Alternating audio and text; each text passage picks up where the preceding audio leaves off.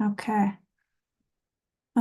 Bismillah. So we are going to continue our study of the 29th word, inshallah.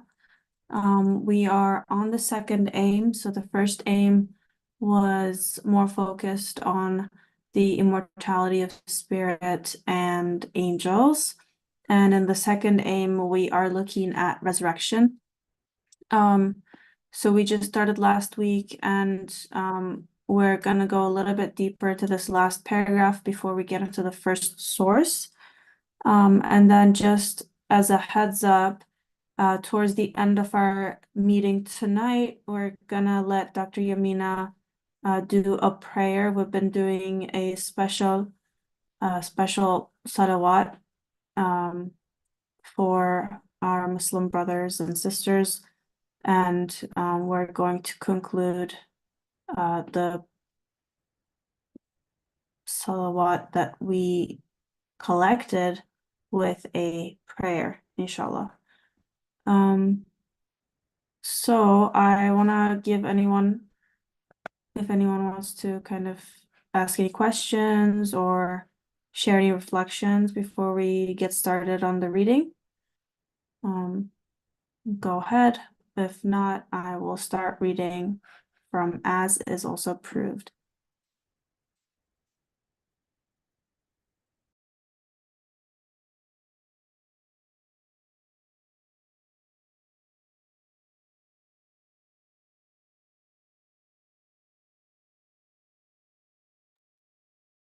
Okay, then let's start reading.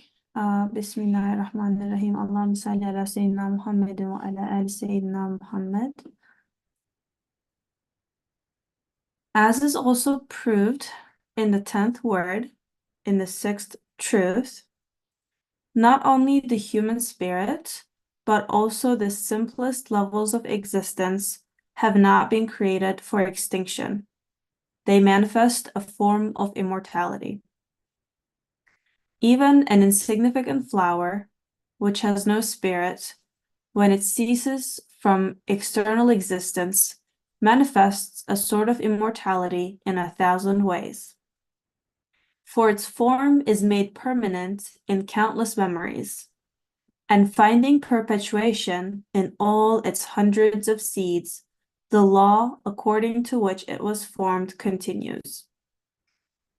Since the flower's law of formation, the model of its form, which resembles a tiny fragment of spirit, is made permanent by an all-wise preserver, and since it is preserved throughout turbulent transformations with perfect order in its tiny seeds and made permanent, if you do not understand the degree to which the human spirit, which is of an extremely comprehensive and elevated nature, and has been clothed with external existence, and is a conscious, living, and luminous commanding law, most certainly manifests immortality, and is tied and bound to eternity.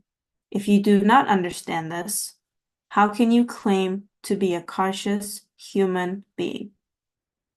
Can it be asked of an all-wise one of glory, an imperishable preserver, who includes and preserves the program and law of the formation of a mighty tree in its tiny dot-like seed? For that law, to some degree, resembles a spirit. How can he preserve the spirits of the dead?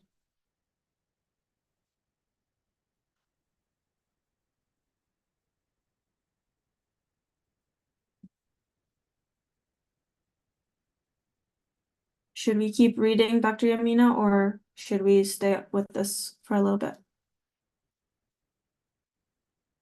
I think we should pause here.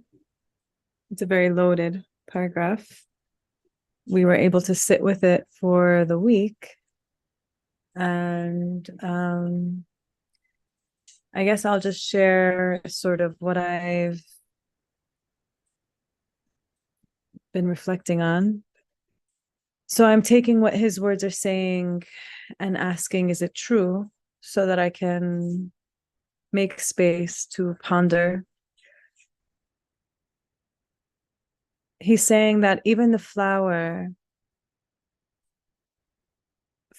when it ceases from external existence, so when it withers, right? This is the time where we're seeing everything wither, manifests a sort of immortality in 1,000 ways. For its form is made permanent in countless memories. True. And I mean, I know we have a dear sister here on the line, Alia, who takes pictures of every flower. There's something truly that does wish to hold these memories. And finding perpetuation in all its hundreds of seeds, the law according to which it was formed continues. So there is within the flower, within the makeup, a promise of continuation in the seed. But I didn't understand in the next sentence, since the flower's law of formation, the model of its form, which resembles a tiny fragment of spirit. That part made me a little confused, which resembles a tiny fragment of spirit, is made permanent by an all-wise preserver. So maybe we can go from there, or Dr. Yamina, whatever comments you would like to share, inshallah.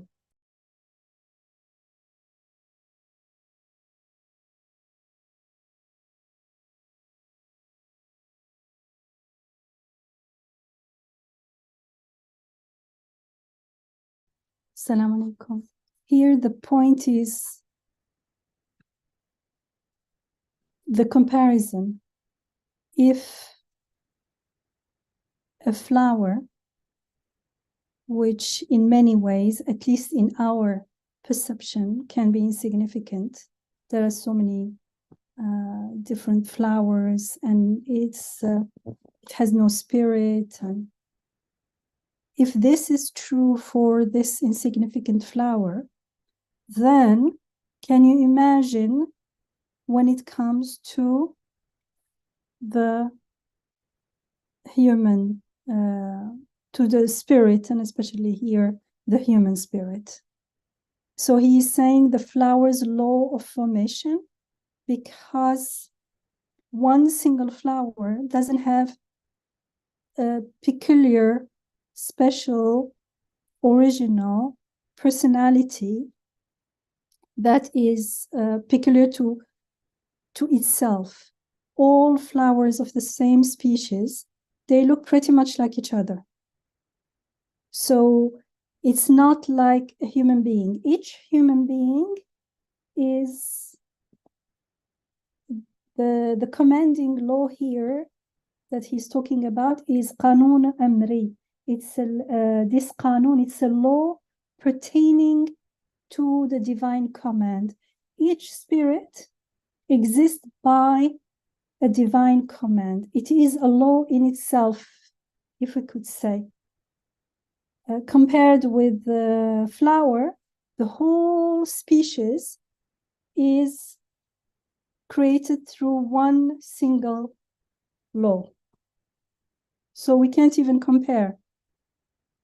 Yet, we can understand, as Sarah just shared, that not only through the seed, but also through we have it in our memories. And so we understand that this is not created in a way that for nothing, for no reason, and it would just disappear. It is created in a way that it is preserved and protected. And this is shown to us in many ways. Not only we remember, but we also want it to come back. We are created with this fitra that makes us expect its preservation. And if something is not preserved because it's against the fitra, we would not even understand it. And so the same reasoning, apply it to the spirit, which is in itself, each spirit is, as he says in the second paragraph, a conscious, living, luminous, commanding law. Each one is a law, is the result of a law, of an amr, as we are told in the Quran.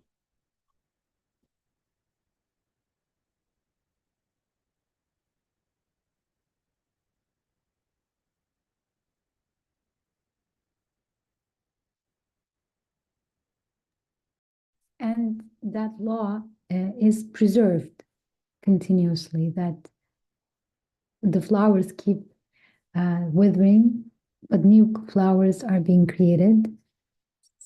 So there's a preservation happening, and that points to the preservation of the spirit as well. Mm-hmm. Well, the spirit is also preserved as, is it in this, or where did we read it? Like the body, the body keeps, permanent by all wise. maybe the next one, okay. Maybe that would be the next point. Yeah, it's in the Body first keeps- source. Mhm. But we can immediately, that's where we go. The spirit is preserved. The body keeps changing. Yet the spirit is preserved. There is a law of preservation. And the laws of preservation is physically and non-physically in the world of meaning. The meaning is preserved in our fitra, in our feelings, at so many different levels. This is, it all corroborates this reality, this truth.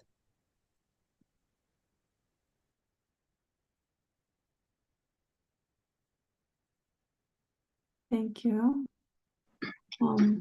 Yeah, I had a reflection, a question, you can say, like when we, our body is aging, but when we want to tap into the memories of childhood, it's so easy to go back to those memories, and you can still feel that inside you. Like some things bring back the memories of childhood, and you are just like being on the swing, like Sister Maha, taps into like the glimmers of joy, you can say, or something which brings it back.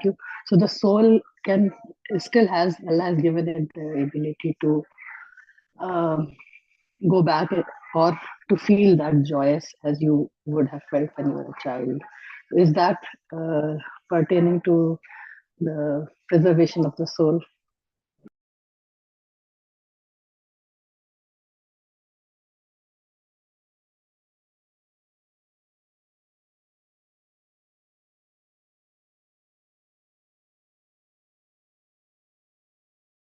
I mean, it is part of it because the soul is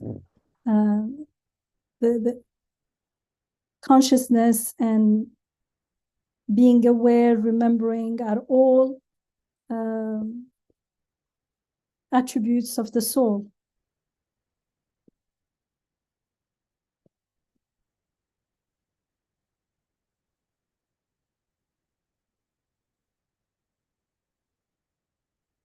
Also, we have seen, when we discuss about healing and trauma, how we can tap back into and then heal ourselves from previous and past traumas. I think that also has the key in this, that the soul.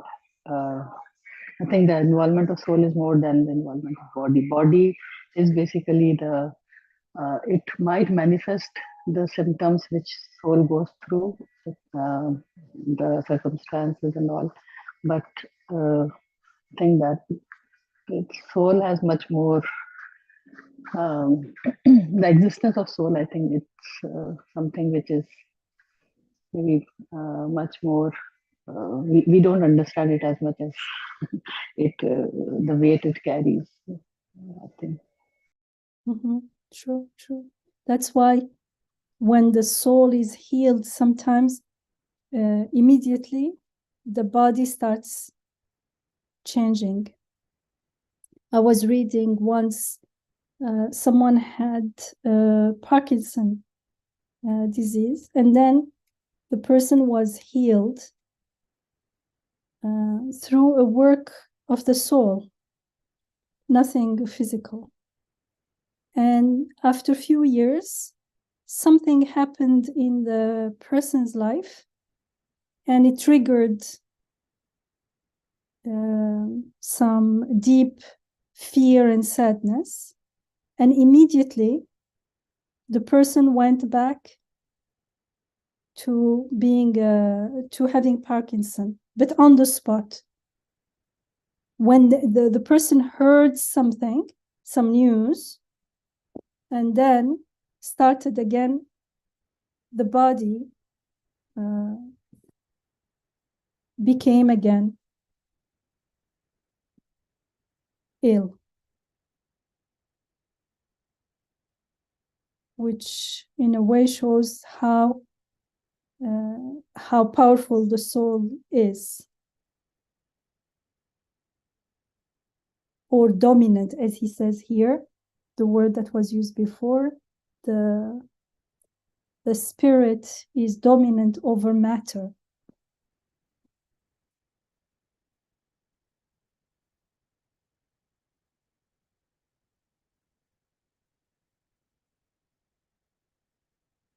And because it's the spirit, it changes on the spot, not like when it's matter, it takes time. If we want to change matter with matter, it's going to take time. That's the laws of the creation. But consciousness, if you become conscious of something new, it happens on the spot. Subhanallah. But as he said, it's like, he said, if you don't understand this, where was that paragraph? If you don't understand the degree to which the human spirit, which is of an extremely comprehensive and elevated nature, and he carries on, then if you do not understand this, how can you claim to be a conscious human being? This is important because he's not saying you are not conscious, but it means we are not living fully with full consciousness. To the extent that we are not conscious, to that extent it seems like very far-fetched because it's not part of our reality. And the more we live with that consciousness, it becomes, yes, this is how it is.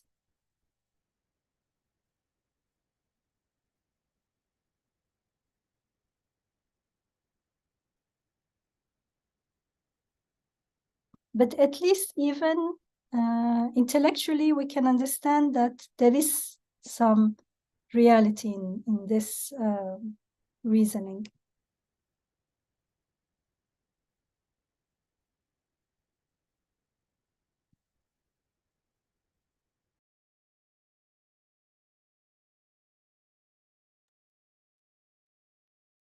Yeah, I think that this is sort of like a wake-up call, this last kind of like rhetorical question. If you do not understand the degree to which the human spirit, which is of an extremely comprehensive and elevated nature, and has been clothed with external existence and is a conscious, living, and luminous commanding law, most certainly manifests immortality and is tied and bound to eternity. If you do not understand this, how can you claim to be a conscious human being? So I feel like he's almost saying if we don't understand and experience and confirm the human spirit to be this way, then we don't really get to claim consciousness. So it seems that our being conscious has to do with this understanding. Like both of these things have to be true for it to make sense. Okay, so I'll go to the first source and I'll just read paragraph by paragraph, inshallah. First source, this is subjective. That is to say, if anyone studies his own life and self, he perceives an immortal spirit. Indeed, in the course of occupying its body for a number of years, the spirit causes the body to change considerably, yet the spirit self-evidently remains constant. In which case, although the body is ephemeral, it does not affect the spirit's permanence, nor spoil its nature, even though the spirit is completely naked at death. However, in the course of life, the spirit gradually changes its body clothes, and at the time of death, it is suddenly undressed. It has been established through certain conjecture, indeed through observation, that the body subsists through the spirit, in which case the spirit does not subsist through the body. Rather, since the spirit subsists and is dominant of itself, the body may be dispersed and gathered together again as it wishes. It will not infringe the spirit's independence.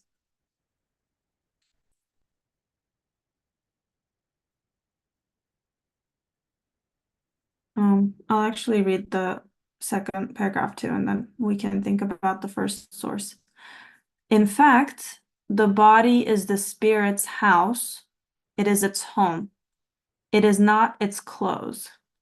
What clothes the spirit is a subtle, fine sheath, something which may be likened to a body, which is to some extent constant, and is ethereal and appropriate for the spirit. At the time of death, then, the spirit is not completely naked, it leaves its home dressed in its body-like sheath. All right. Any questions? I always struggle with this. So I'm open to more questions, and also, of course, Dr. Yamina, if you could walk us through this first source.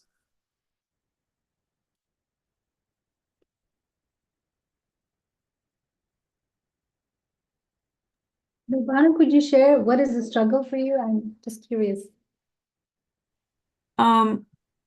I don't mean it in any judgmental, but I'm just really Yeah, for sure. Okay, so obviously I don't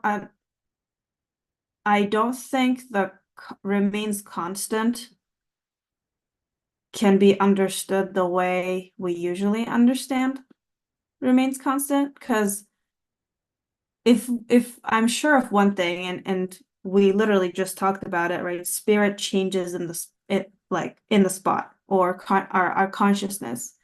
So there is constant change in what we perceive or experience to be our spirit, but there is also a part of it that remains constant. So those are two things that we have to reconcile. And then here towards the end, the spirit subsists, it's dominant, and the body is sort of like its house, but also not really its house. It's kind of like clothes. So it seems like it's just one clothing among many, maybe, or among several. And then the language of the spirit being clothed or being naked is still like material. And I know it's like symbolism maybe to make us understand it better, but it still makes it feel like it has non-abstract or material aspect to it. So then I just wonder, like, what is the point of us thinking about this? Or like, how would I, like, what does this reality, if it is reality, add to my experience here and now? I just can't make that connection.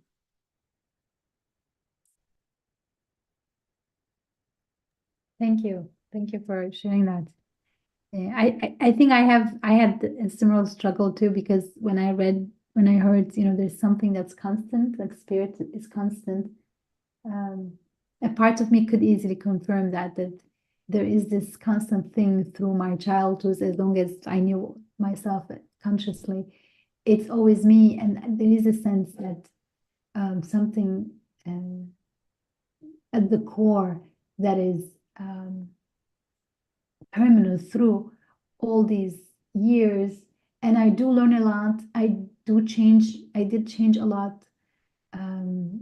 My perceptions, the way I think about things, the things that I experienced have changed. But so like that was a similar, I think I had the similar moment where like, okay, but a lot of things have changed. I don't think the same, not just think, but I don't feel or perceive the world the way I used to.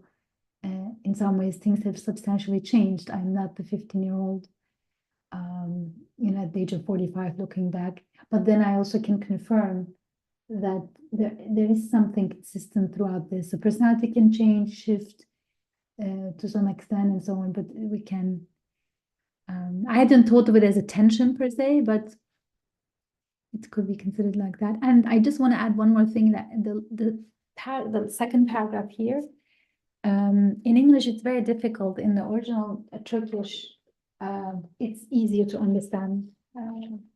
So he's talking about the body as like the home or the house for the ruh, for the spirit, but not its clothing. In reality, he's suggesting that the body has a clothing that is more subtle, more like more subtle, more less physical, but it is a clothing for it. So he says when it leaves the home of this body, it still has, it's not naked. I don't know, it's a bit easier here in English, in Turkish to follow. So when it dies, when death comes, it really comes to the body, and the spirit loses its home, which is the body in this world, but it still has a clothing that it continues onwards. Which means it is created. Because if we say there is nothing, then how is it part of the created world? It has a created existence, but it does not mean that this body, this shape, this clothing is physical. That's why he uses those subtle, ethereal,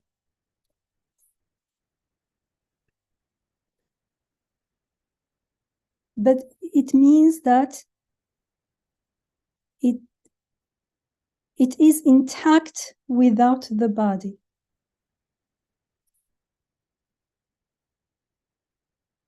It reminds me a bit of the dreams, like when we go to the dream world and when we're dreaming, we are out of our physical body on the ground in our bed, but we also don't see ourselves in the dream bodily. It's like, I don't know, we still have some sort of existence. Yeah. Of course, it's a dream. It's a completely different world, but it's still a sort of existence. And it reminds me of also people talking about out-of-body experiences, where the person in the hospital bed in ICU, and they're not supposed to be actually feeling anything. They're in a coma, and then they talk about how they were seeing themselves, lying down, or how they heard what the doctor and the nurses talked about in the other room. So they had a presence, but you know, that a presence that's real and has its form also, a kind of a subtle form, but it's not their physical form. So they left the physical this form, but they were also still, I don't know. Which means that the ruh subsists without the body, but not the other way around. The body cannot subsist without the spirit. So the body is like a house or a guest house, like a home, like a vehicle for the ruh. I think if we can reflect on this reality, then it's going to, if we really reflect on it, meaning, because here when he says at the very beginning, this is subjective, it means the original is anfusi. As Isra said, the original is much easier to understand and follow. Subjective to me doesn't really mean only anfusi, because the opposite will be objective. Objective means my opinion, my feelings and things have nothing to do with that judgment. But the opposite of anfusi is afaqi.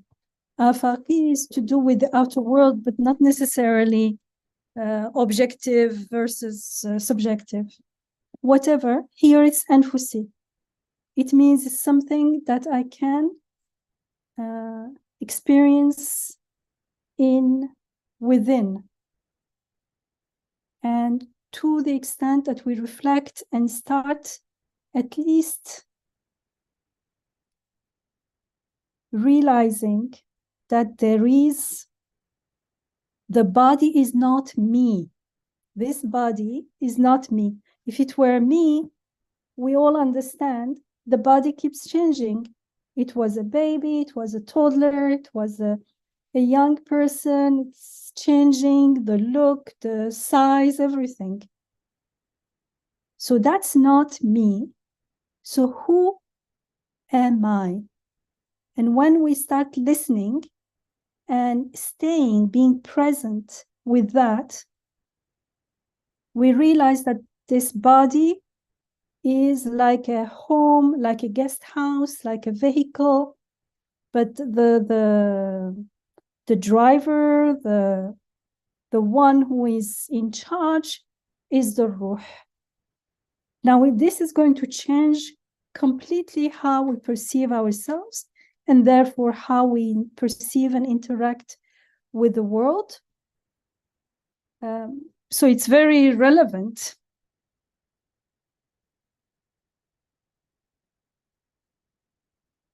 He says, if anyone studies his own life and self, he perceives an immortal spirit. So this will be the end. We won't perceive the immortal spirit in the beginning. Indeed, in the course of occupying its body to a number of years, the spirit causes the body to change. So we say the body is changing. Remember when we were talking about the ayat at the beginning, at the end of the previous part? What was it called? How was they called the first chapter or first aim or? First aim. Yeah, first aim. So at the end of the first aim, some of those ayat were talking about, for instance, nature. The things like the earth, the sky, the sun, the light, the daytime, night, all those things. And then we talked about, for instance, we see the sunset or the sun rise. And normally we just say the sun is rising, the sunrise is beautiful. But then when after being conscious of this, that things are not happening by themselves, on themselves, something conscious, something meaningful, something miraculous, something that requires infinite, all-comprehensive wisdom and power and beautifying, and something that speaks to our physical life as well as our emotions, our ruh, is going on with that sunset. Sunset is whole, the earth and the sun and everything is moving and the food is being prepared and life is being preserved, and at the same time it's speaking to me with the beauty, and I feel that awe. So something conscious is going on there. So I start connecting with the malakut. That's why we said when we witness something like that, first we need to learn how to reflect as we are taught in the Quran. And then reflecting is not something that's done intellectually. I need to stay there and breathe in that beauty, that awe, that adama, that glory, and glorify. That's why I will find myself glorifying together with the sunset or whatever I'm looking at. Then my ruh will recognize the angelic aspect of the creation. So here it's the same. When we start being present with our body, and the body, we think the body is growing, the body is changing. No, the body can't change on its own. Something is going on. So part of it is angelic. The part of it that is not within our will looks to the angels, like the rest of the creation. And part of it looks to my will. How I'm feeling is, I think something is making me feel good or making me feel bad. No, nothing can make me feel this way or that way. I'm making a choice without even realizing. So I'll start perceiving myself, catching myself, observing, making shahada, and glorifying together with the angels of my body, as well as the ruh that is dominant over this body. Yet, most of the time we're not, because we are not aware, so the ruh is like not being, how do we say, tarbiyah. It's not about education. Let's say educated. There is no tarbiyah. It's just like a wild tree growing haphazardly. But now when we start this, we start trimming and cleaning and weeding. And this is not only the outer sharia, but also the inner tazkiyah part of, as we start glorifying, together with the glorifying will come refuting the shirk, for instance, refuting the shirk outside and the shirk within me. The ego taking over because the ruh is not conscious, for instance. So all these are related. I feel that this is very important. So he's saying, we reflect, we realize in the course of occupying its body for a number of years, the spirit causes the body to change considerably. Okay. So That's actually a mistranslation. It doesn't say causes. I was going to, yeah, Oh, go ahead, please. Okay, all right, yeah. No, no, no, go ahead, please. I was just typing it now, so I'm just gonna send it so as a correction. But read it out loud. So indeed, each spirit, ruh, knows that in the course of life, however many years it lived, even though it went through a lot of bodies, it has remained a baki, constant or eternal. Permanent. Unchanging. I think because in Turkish o kadar beden değiştirdiği halde değiştirmek is to change, like it's like changing clothing, but the translator took it as ruh is changing the body, like it's a misunderstanding of like an idiom. Because it becomes like the creator. It is causing the, yeah.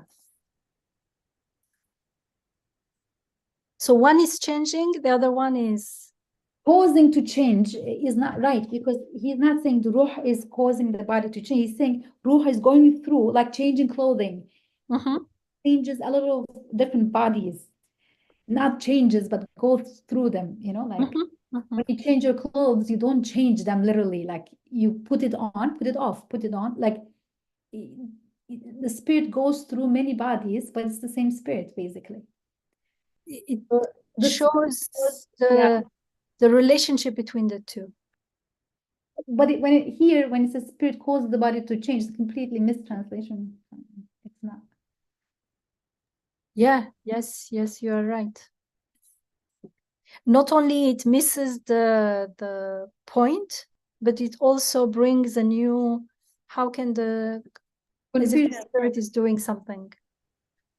It's yeah. It's the angelic side through which, as you're saying, the body is changed, but it's not what he means by human ruh. I mean, yeah, the physical is the angelic side, and the ruh itself will be uncovered as consciousness grows.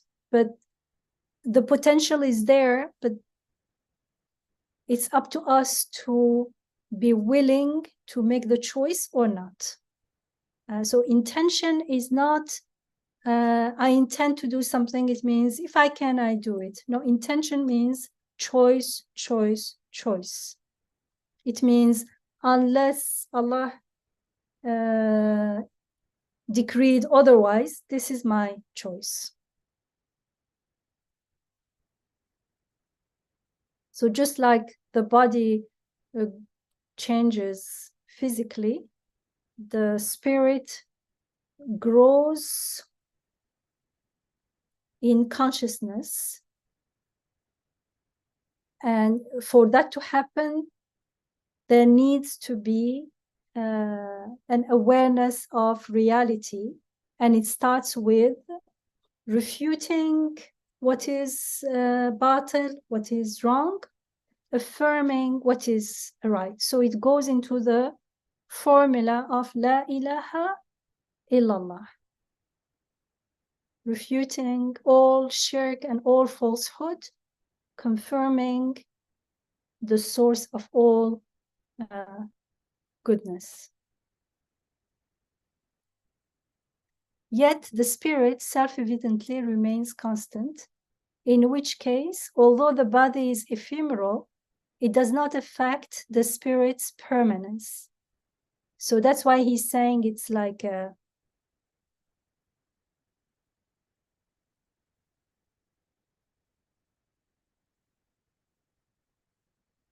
nor spoils its nature. The body, even if the body is suddenly you feel very sick inside, the ruh is the ruh. You're feeling, you're thinking, everything, unless you are very exhausted or something. But even then, you say, I'm tired now, but you are fully conscious. You don't become like half conscious, or I'm not talking about consciousness in the I'm awake or not. I'm talking about awareness, nor spoils its nature, even though the spirit is completely naked at death.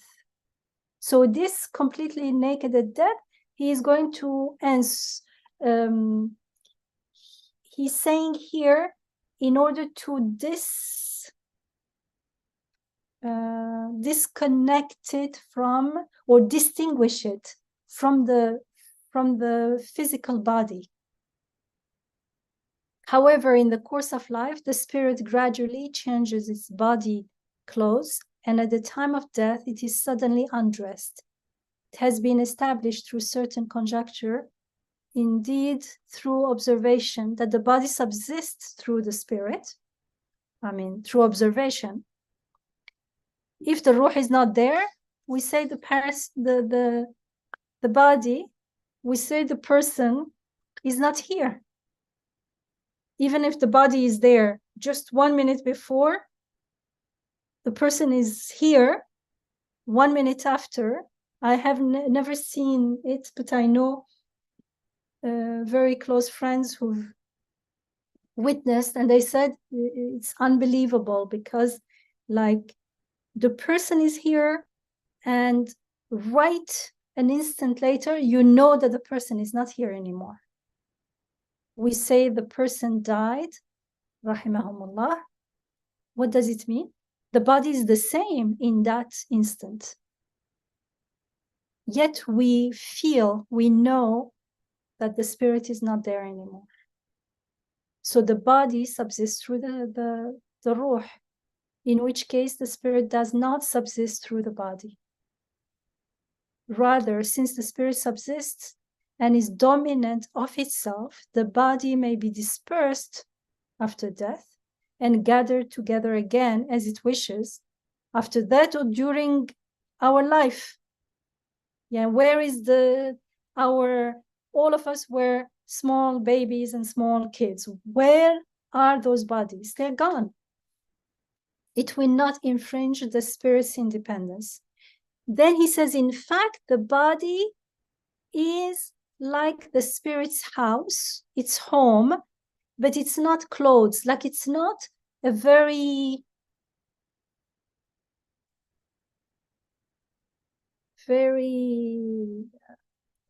the connection is one is inside the other, but it's not something that is part of it.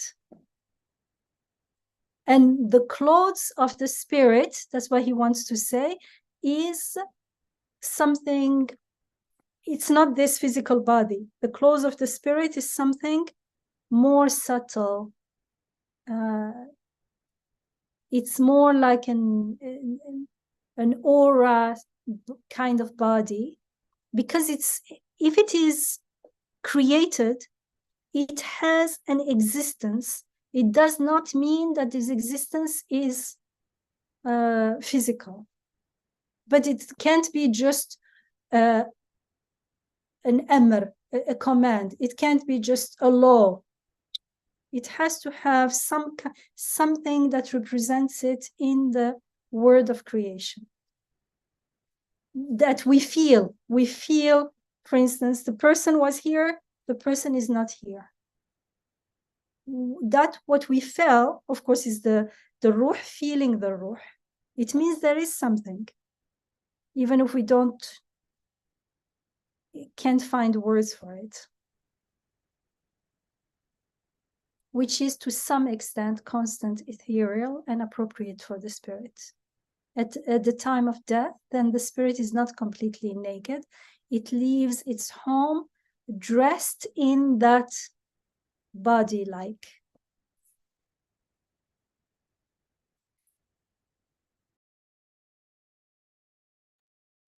Jazakallah khair, Dr. Yamina, for walking us through that very beautiful passage. I have reflections, but I'll start with Naima, who has a question. Go ahead, Naima. Assalamualaikum. Can y'all hear me? Yes. Wa alaikum Salam. salam. Barakatuh. Okay, so my question is,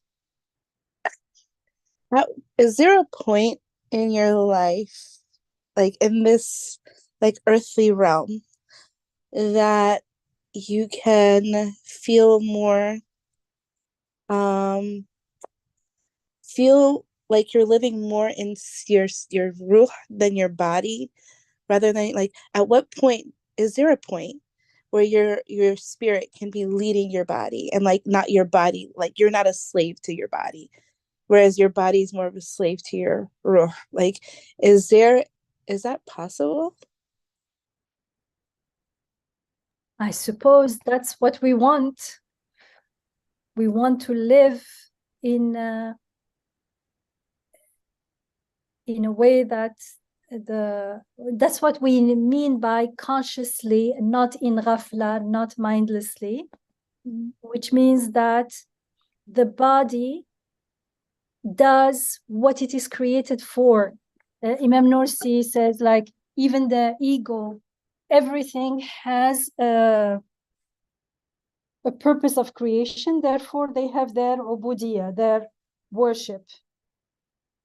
And so the body, I personally know when the body starts making commands, decisions. When we make decisions, I don't know if it's making decisions, but the body is leading the way. The easiest is food or drinking or not doing something, or just because of habits. Definitely, those habits have been nurtured, most probably unconsciously, and they took over. So we run on a program, and the whole thing of becoming a conscious student of the Quran, of becoming a conscious worshipper of God, is not running on unwanted, unchecked programs, but consciously adopting the programs that are already in the fitrah, but confirming them and surrendering to the consciousness in the fitrah. And sometimes we only become aware that it is fitrah when we learn it through the Quran. We come back and we find that, yes, this makes more sense, this is reasonable. Or we live in a way, we are told, you pray 5 times a day, and then after a while we say, yes, this is more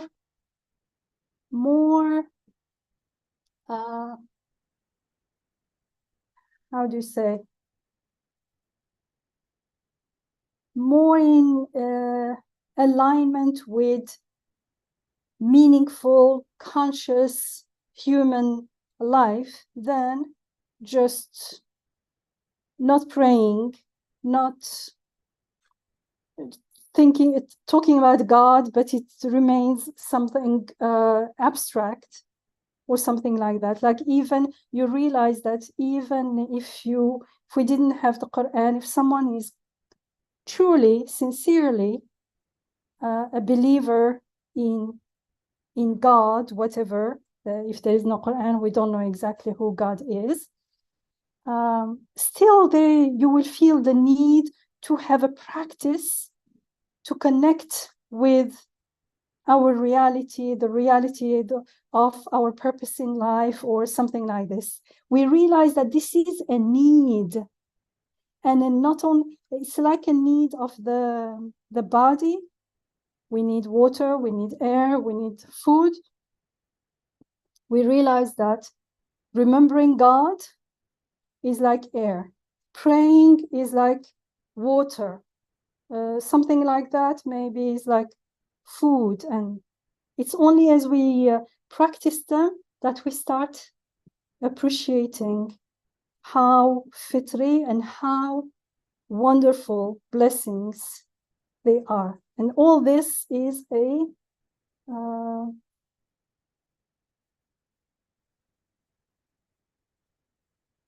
a journey to living consciously from the spirit. The higher our consciousness, the more the spirit is in charge. The ruh is in charge, making the decisions. So the body becomes the servant, as Imam Nursi says. Otherwise, the body becomes the master. Well, because the ego takes over, and the body starts serving the ego, and we start living our life accordingly. We are always surrendering, and we are always worshiping. So the whole thing is, who are we surrendering to, and who are we worshiping?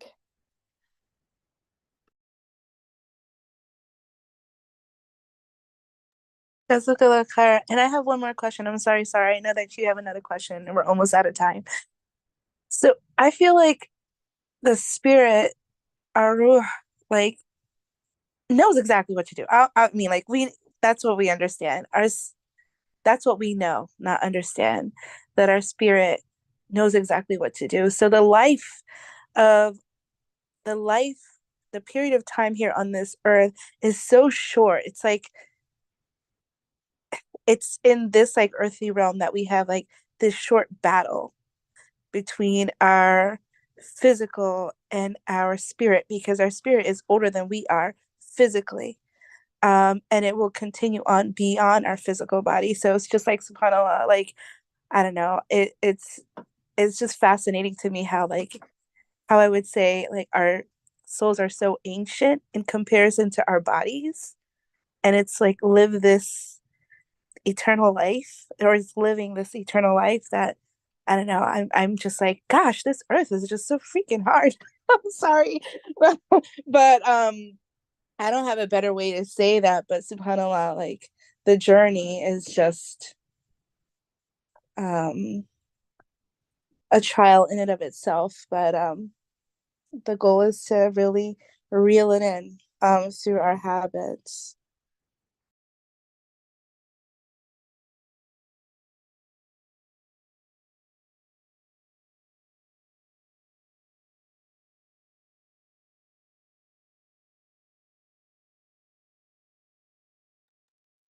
Thank you for sharing that, Naima. I know we're close to time. I was just gonna put a small comment that what we're gifted to read and study with Imam Nursi rahimahullah, may Allah bless him immensely with infinite mercy, is a testament that he's been illuminated and arrived at this way of perceiving, because it's already so difficult to put into language, but because it was such a lived experience, he was given or inspired with the words that help us access this reality, like ethereal, like sheath. And so there was different things that came to me about that, but I just want to pause and see if anybody else has questions that are directly related to the text. And thank you, Naima, for sharing.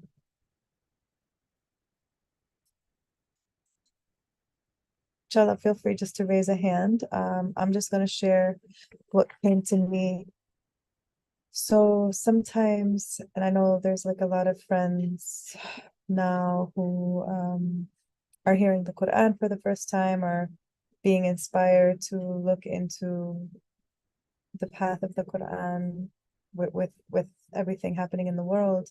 So there's this very well-known experience of hearing the word of God, or hearing some sort of inspiration and feeling something inside that is difficult to put into words. Feeling something inside that gives like an inner chill, an inner familiarity, or an inner something so much that it shakes people. It's something inside that makes the body and the mind really pause and get still with that experience. And that for me touched on the word ethereal and sheath, this inner reality that at times becomes much easier to feel. Also, you know, right now, there's also a lot of people that are more in touch with their human nature, the way that we're made, meaning unspoiled by cultures and whatever institutionalization that's happened over time. And so when they watch certain things or see certain things, they have this language of like, I am so touched. So even the word touched, it's like something inside touched me. And that's all they can really say, which to me is another word that speaks to this inner ethereal. And mashallah, Dr. Yamin, I love what you shared. I wrote it down. So like, for me, the word that comes to me is like inner chills. Like when you hear something or feel something, almost like it's not goosebumps on the outside, but it can accompany, but an inner chill. And then sometimes, you know, you feel it on your outer body too. And the more that I am in touch with my ethereal nature, the more we start, and I'm just repeating my notes from what I wrote from Dr. Yamina, the more we start being present with who I really am, this, again, the words ethereal, or let's say body like sheath, right? Something inside that covers the spirit.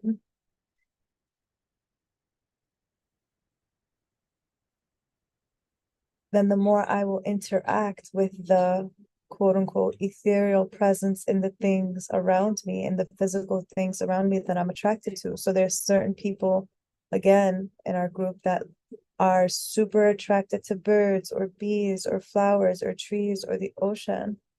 And if we pause, that physical attraction is just a like a magnet, something that is telling us that there's an inner something in me and an inner something in that are desiring communion. And that communion, Dr. Yamina shared, is glorifying. We want to glorify together.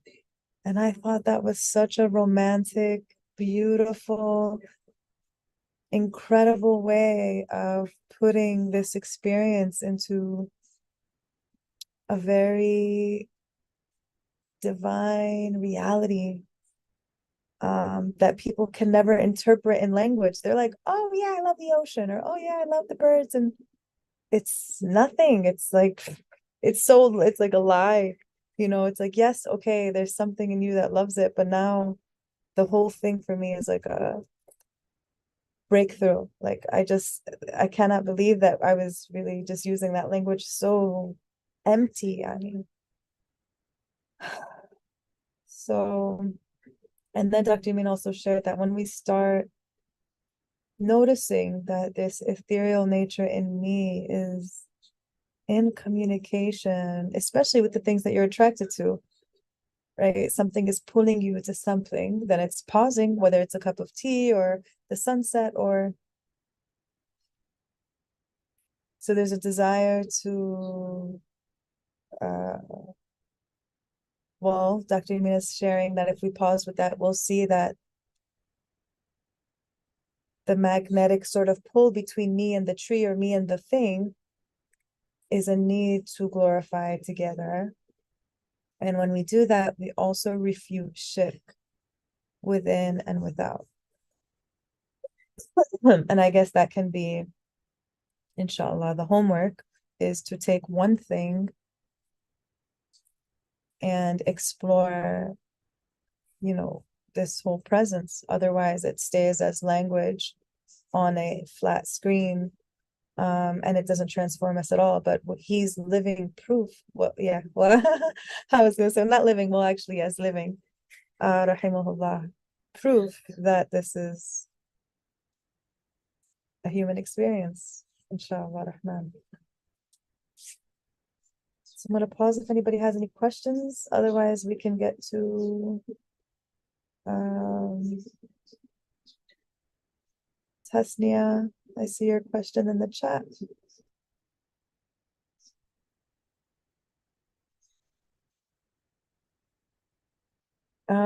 If there's no questions, then Tasnia's question is, can you expand on your breakthrough?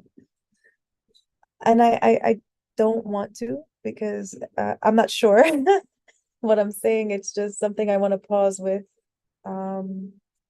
But just, I guess the last part, which I was going to ask Dr. Yamina to elaborate, but I think we've had enough words of explaining it. Maybe we should just try to practice it. We can refute that this very simple way of perceiving the world, it's almost like it's appropriate for children. I love the tree. Yeah, that's what it seems. That's true. But now, as we seek to the first paragraph, be in touch with this can we go back to the language use? Illuminated, commanding soul. Living and luminous commanding law. Living and luminous commanding law. Okay, no, conscious, living, and luminous commanding law.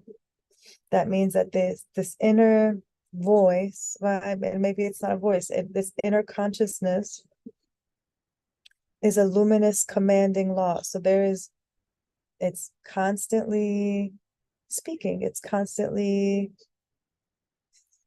I don't know, maybe not speaking, but it's constantly illuminating something for me if I operate from that place. So Naima is saying, is it possible? How can we operate there? At least in the beginning, we can say it's not just I love the tree or I love the bird. If we pause, like Dr. Yamina is saying, really just become present or still with one thing, then inshallah we can go from there. I see Tasnea, you have a question. Your hand is raised. Yeah, I think just sort of, I like, I guess the homework that we have is pausing with one thing. And it's something that I've been reflecting on.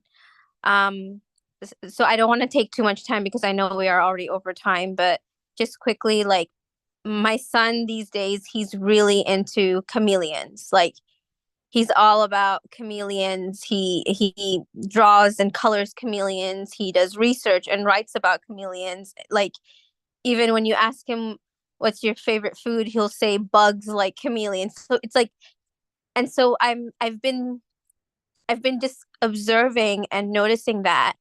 And so I'm trying to pause with what he is saying in context to what we're studying right now, where like his spirit is really in love with a chameleon that is bright, that can change colors according to the environment. And these are things that, like, he's learning about in the physical sort of realm. And I've been really, and I guess that's my homework, to sort of reflect, like, how can I make that vertical connection, not just for him, but also for myself. It's like, what is it about this chameleon that he really likes? Like he like living and breathing with the chameleon. And so I like that homework. And I think just sort of each of us choosing one thing in our day-to-day life that really speaks to us, and sort of like, who is it speaking to, and what aspect of that material thing is it speaking about, I guess could sort of be the thing that we reflect, and maybe inshallah next week we share, because now I'm very curious, like what is a chameleon? It's not just the material thing that we see. Like what is it? Who is the chameleon, and who am I that's liking this chameleon, I guess.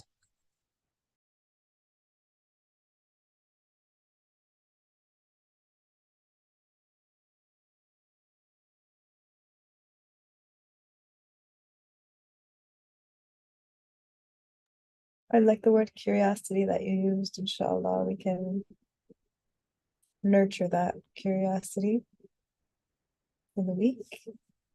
Any and Jazakallah khair for sharing about the chameleon. Any final questions, comments?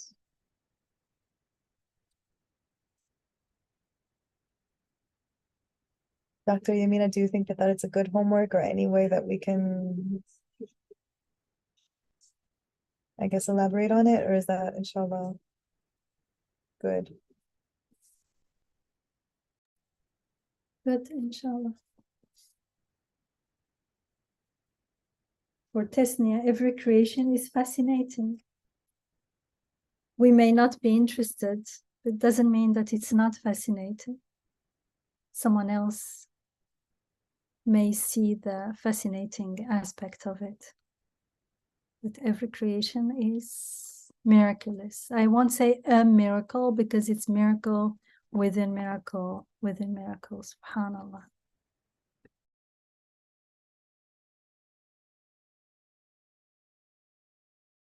It reminded me of in the text that was mentioned earlier, the law of its formation of the flower.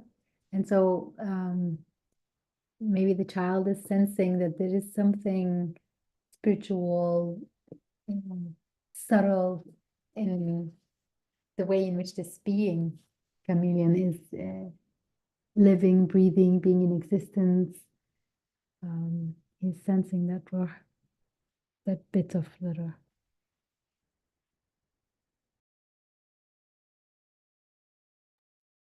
I like the comment to find our own chameleons. I think that's also a good homework to see what's really pulling us, and what's piquing that curiosity. It's 9:15, so I want to now turn it over to Dr. Yamina to do the prayer for the salawats that we did. Before we do that, should I stop the recording? What do you guys think? Yeah, inshallah. Okay.